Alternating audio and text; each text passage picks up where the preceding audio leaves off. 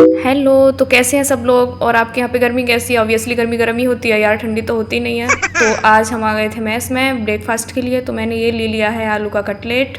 और about to finish ही था क्योंकि मैं आज थोड़ा लेट हो गई थी, मेरे को थोड़ा सर दर्द था, थोड़ा नहीं थोड़ा ज़्यादा ही था। तो मैं आज लेट उठी थी और इसके बाद में मैंने ले लिए थे ये 2 ब्रेड और ले लिया था बटर।